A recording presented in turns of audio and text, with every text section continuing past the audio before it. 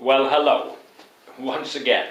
This is me, Leonard Wells, broadcasting on Friday the 20th of January 2011, as usual, from HASLINGDEN, just north of Manchester in the UK.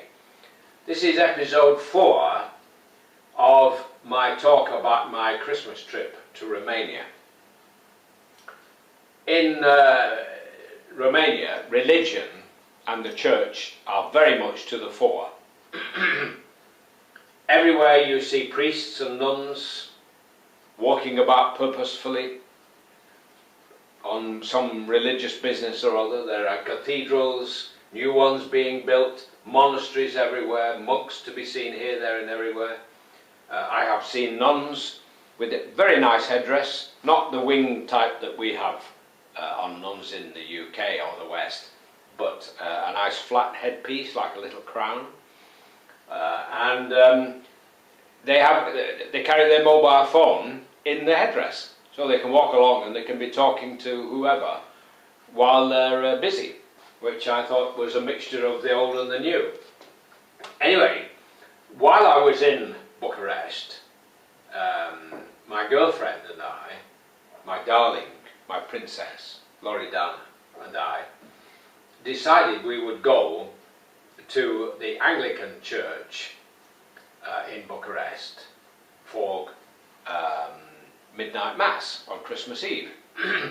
So we got a taxi and we went there and we walked around outside until it opened, and it was quite full actually. No, nobody standing, but it was quite full. And one of the things which you will notice about Bucharest and most big cities in Romania are the packs of feral dogs, wild dogs, which have got loose and which nobody's done anything about. While we were in the church, the vicar, an Englishman of course, was giving a sermon, and he was making a joke about a black cat in the sermon, when all of a sudden one of these feral dogs walked in and started to walk around the church. And it actually came along the aisle where my girlfriend and I were sitting and just brushed past us and then went out, and it was a slight source of amusement. But it was very pleasant to have a little bit of England in Bucharest. The Anglican vicar there also does the services in Sofia, so he travels a little bit. It took them a long time to get a new vicar. They kept having temporary ones who seemed to be old retired English vicars getting a free holiday in Romania. Anyway, all went very well, and we got home about 1 in the morning. She went home to her little flat with her parents and her aunt, and I went back to my hostel. Of course, on the TV there are lots of religious programs around this time of the year because it's a very big festival. Not as big as it is at Easter. At Easter they really do everything in a big way. Unlike in the UK, which, particularly under the Labour government, seems to turn its nose up at religion, which is a pity, because it's sustained the Romanian people through a very difficult, dark time. From the end of the war until 1989, it was the communists, security police, the Securitate, or whatever they were called, watching everybody. In fact, when I first went there, in the cardboard lifts of which I was referring to before, there was a mirror behind me, and I was thinking maybe this was a two-way mirror, and if you happen to say something naughty about the state or the government or its leader Ceausescu, maybe when the lift door opened at the bottom there would be two guys in leather overcoats to march you off to somewhere nasty for the night, and then you might get sent, I don't know, to either some jail or even to Siberia, who knows. But anyway, you can have a very pleasant time in Romania. The winters are not as bad as I might have painted. They have a lot of snow further north from Bucharest, and they have some quite good skis, especially around Brasov, skiing, and up in Bukovina. her parents live in a little town called Gurahamuralui, and there's a ski lift there, a ski run, which has been opened in the last few years. You get a feeling that Romania is coming alive again. You must have felt very dead there.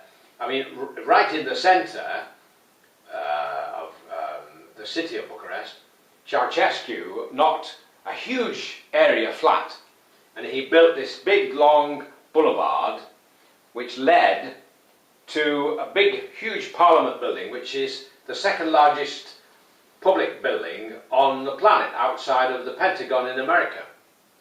And it is huge. Oh, it's enormous. And of course, once they got rid of the communists, they weren't sure what to do with it. And somebody, I think his name was Warren Buffett or something like that, wanted to buy it to turn it into a casino. Would have looked good as a casino, but unfortunately it would have given a poor image for Romania.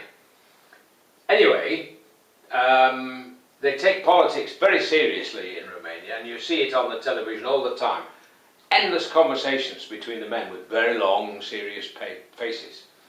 They have a very famous and attractive Minister of Tourism and Regional Development there called Leonard. Quite a stunning looking statuesque woman.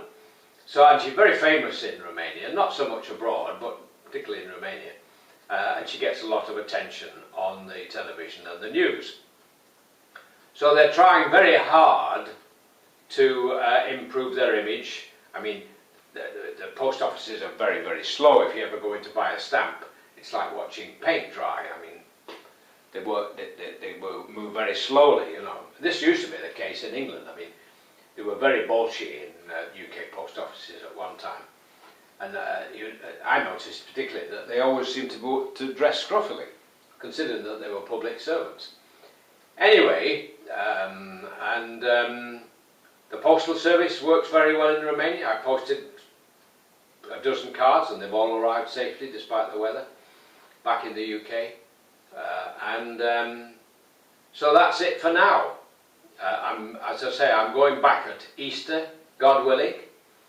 Again, I'm going to fly Lufthansa, as it's cheap, £137 return to fly Lufthansa. That's Manchester to Düsseldorf, Düsseldorf to Bucharest, going back Bucharest to Düsseldorf and back to Manchester.